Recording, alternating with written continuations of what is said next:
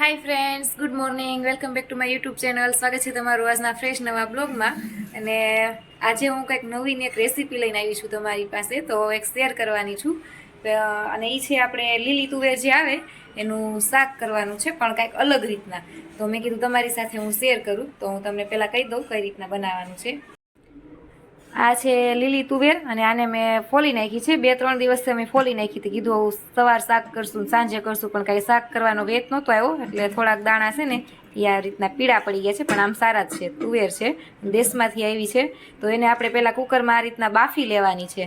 તો ચાલો એને બાફવા મૂકી દઉં. થોડું મીઠું એડ કરી દેવાનું છે ને થોડું પાણી, એટલે સારી રીતે બફાઈ જશે આપણી તુવેર. તુવેર બફાઈ ત્યાં સુધી મેં કીધું અહીંયા લીલા મરચાં લેવાના છે આપણે, અને એને કટરમાં આ રીતના કટ કરી લેવાના છે. અને આ જો તીખા લીલા મરચાં આવે ને આવા મરચાં લેવાના છે. એમાં આપણે ચટણી નથી નાખવાની, ગ્રીન શાક બનાવવાનું છે. તો આપણે લીલા મરચાંનું પ્રમાણ થોડું વધારે રાખવાનું છે. અહીંયા જેટલું તમે તીખું ખાતા હોય એટલું તમારે કરવાનું, એટલા મરચાં એ પ્રમાણે નાખવાના. મેં અહીંયા 6 થી 7 મરચાં નાખ્યા છે. લીલું લસણ, આ છે લીલી ડુંગળી, અને આ છે સમારેલા લીલા ધાણા, અને આ મેં મરચાં કટરમાં કટ કરી લીધા છે. અને આપણી તુવેર હવે બફાઈ ગઈ છે. તો એમાંથી જો આપણે અડધા દાણા કાઢી લેવાના છે આખા, અને આને દાણાને ક્રશ કરી નાખવાના છે. તો ચાલો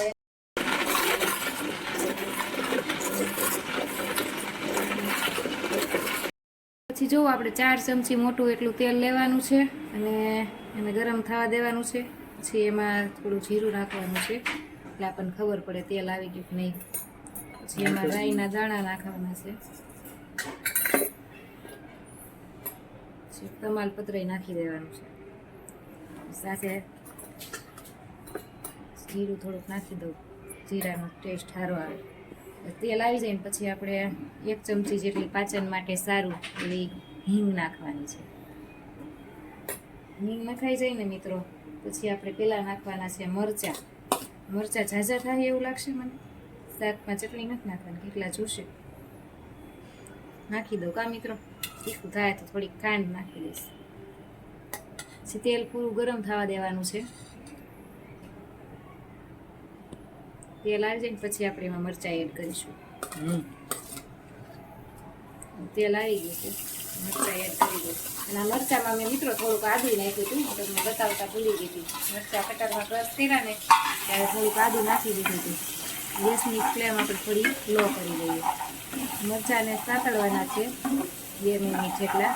2 મિનિટ પછી આપણે એમાં લીલું લસણ એડ કરીશું, અને લીલી ડુંગળી પણ એડ કરી દઈશું. સાથે ધાણા તમારે એડ કરવા હોય તો કરી દેવાના. થોડાક હું રાખીશ અહીંયા ગાર્નિશિંગ માટે, એટલે બધું એડ કરી દેવાનું છે. લીલા ધાણા, લીલી ડુંગળી અને લીલું લસણ બધું એડ કરી દેવાનું છે. પછી મસાલા નાખી દઈએ. મીઠું આપણે ટેસ્ટ પ્રમાણે નાખવાનું છે. પછી થોડી હળદર નાખી દેવાની છે, બહુ નહીં, થોડી નાખવાની, કેમ કે પછી ગ્રીન કરવાનું છે ને, ગ્રીન નહીં થઈ, યલો કલર આવી જાય. એટલે આપણે થોડી એવી નાખવાની છે. પછી આપણે આને 5 મિનિટ સુધી આ રીતના સતત હલાવતા રહેવાનું છે. 5 મિનિટ થાય પછી હું તમને કહીશ શું નાખવાનું. મેગી મેજિક મસાલો બિલકુલ ઓપ્શનલ છે, તમારી પાસે અવેલેબલ હોય તો નાખવાનો, અને ન નાખવો તોય ચાલે, પણ હું ટેસ્ટ માટે નાખું છું. અને આ છે મહાલક્ષ્મીનો ગરમ મસાલો, એ પણ તમારે ટોટલી ઓપ્શનેબલ છે, એટલે નાખવો હોય તો નાખવાનો, ન નાખવો તોય ચાલે. પછી મિક્સ કરી દઈએ આપણે મસાલો. હું બધામાં મેગી મસાલો નાખું છું, એટલે નાખું. અને હવે આપણે કૂક થઈ ગયું છે. હવે આપણે આ નાખી દેવાના છે ક્રશ કરેલા દાણા, પહેલાં નાખવાના છે. પાણી સહિત જ નાખી દેવાના છે.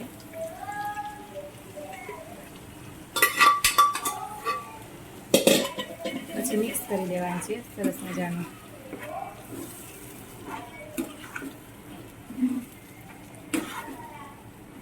પછી આને 5 મિનિટ માટે કૂક કરવાનું છે. 5 મિનિટ માટે આપણે ઢાંકીને રાખી દઈશું.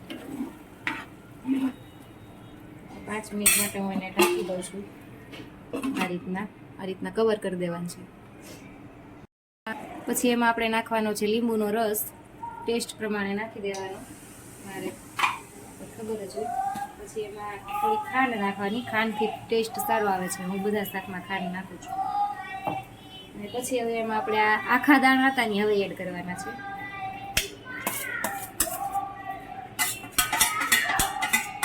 પછી મિક્સ કરી દેવાનું છે સરસ.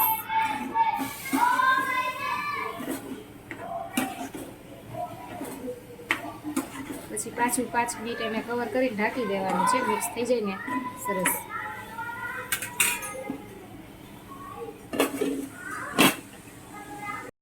આપણું શાક બનીને રેડી છે અને ઉપરથી આપણે ગાર્નિશિંગ માટે થોડાક ધાણા રાખ્યા હતા, તો એ ધાણા નાખી દઉં છું. અને તુવેર કોઠાનું શાક ઘણા લોકો કહેતા હોય, તો મેં એકવાર બનાવજો, બહુ મસ્ત બન્યું છે, ટેસ્ટી બન્યું છે. તુષાર એમ કહે છે અને ટેસ્ટ કર્યું છે. તો હવે આપણે ગેસ બંધ કરી દેવાનો છે. બે બાજુ ભૂલે ત્યારે